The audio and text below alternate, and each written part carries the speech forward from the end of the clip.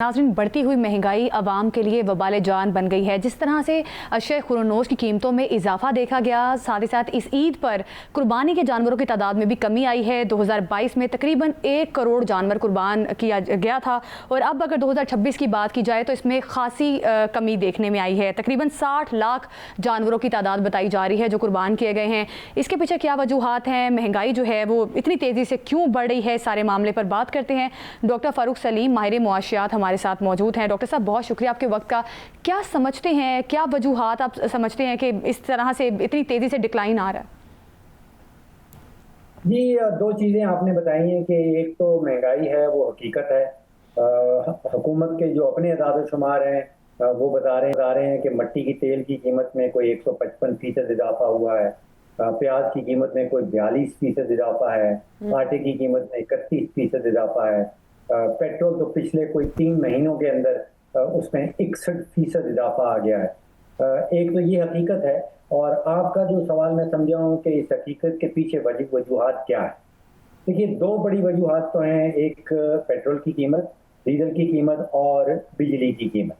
ये जिस तेजी से पिछले कुछ सालों में बढ़ी हैं, इनका इफेक्ट आप समझिए कि अगर पेट्रोल की कीमत बढ़ती है, डीजल की कीमत बढ़ती है, तो ये इवेंचुअली आपके और मेरे किचन में नजर आने लगती है, जिसकी नतीजे में सारी सब्जियों की कीमत बढ़ जाती है, गोश्त की कीमत बढ़ जाती है, क्योंकि उनका ट्रांसपोर्टेशन का जो एलिमेंट है, जो फैक्टर है, वो इतनी तेजी से बढ़ गया। आप सोचिए कि 4 साल पहले बिजली की कीमत कोई 16-17 रुपए फी यूनिट होती थी, अब 50-55 रुपए पे पहुंच गई है। 3-4 साल पहले पेट्रोल की कीमत कोई 145 रुपए थी, अब 400 रुपए से जायद है। ये दो बड़े जो हैं फैक्टर्स हैं, जो महंगाई हमको नजर आ रही है, उसके पीछे मैं समझता हूँ कि ये दो बड़े फैक्टर्स। डॉक्टर साहब, ये फरमाइएगा कि ये जो खबरें आ रही हैं कि क्योंकि आलमी मंडियों में खाम तेल की कीमतों में कमी हुई है, लिहाजा पाकिस्तान में भी तेल की कीमतों में काफ़ी कमी मुतवक्के है। कुछ लोग कह रहे हैं कि 30 से 50 रुपए तक कमी भी फी लीटर हो सकती है। आप इस बारे में क्या राय है सर? देखिए, हमारे यहाँ जो पेट्रोलियम लेवी को हमने पेट्रोल की कीमत के अंदर बंद कर दिया है।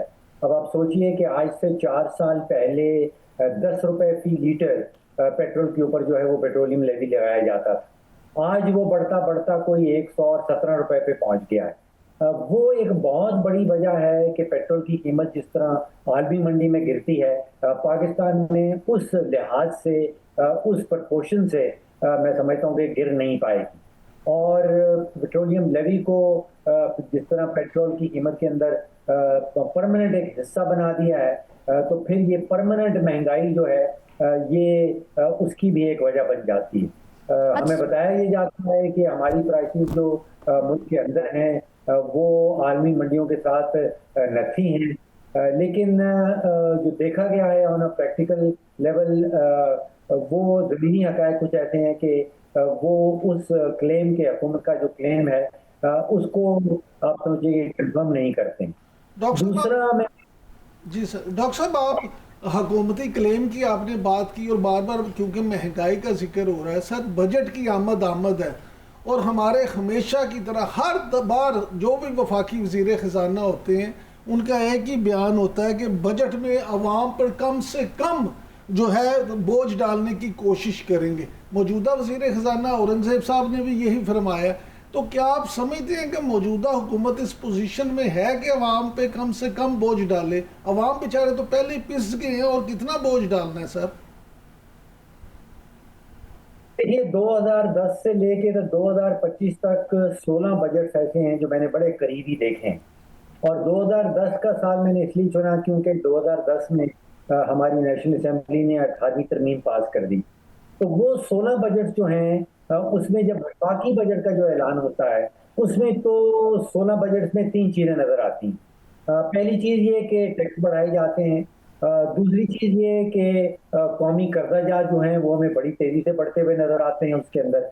और तीसरी चीज़ ये कि टैक्स बढ़ाने के बाद, कौमी इजाफी कर्जाजात लेने के बाद, वो सारा माल जो इकट्ठा होता है वो सूबों में बांट दिया जाता है।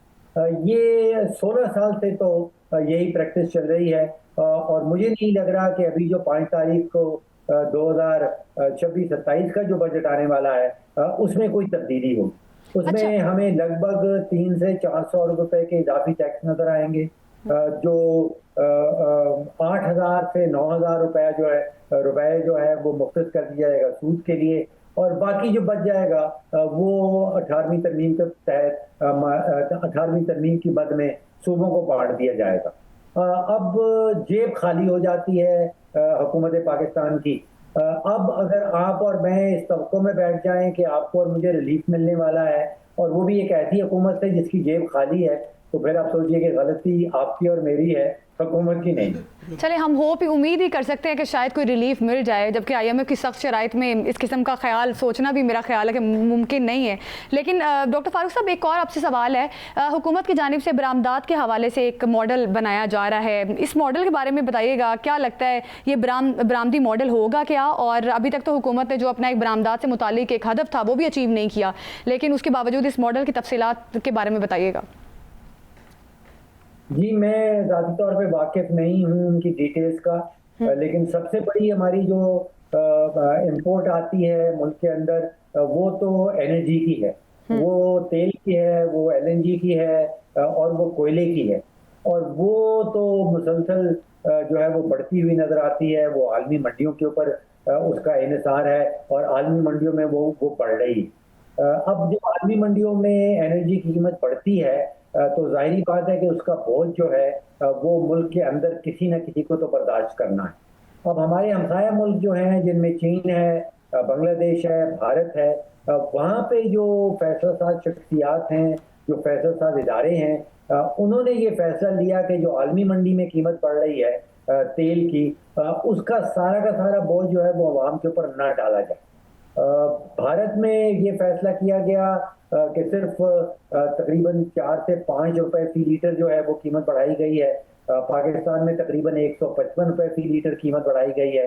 भारत में ये फैसला किया गया कि आलमी मंडियों का जो बोझ है वो भारत की 3 बड़ी रिफाइनरी जो पेट्रोलियम कंपनीज हैं उनकी बैलेंस शीट के ऊपर डाल दिया जाएगा, अवाम के ऊपर नहीं डाला जाएगा।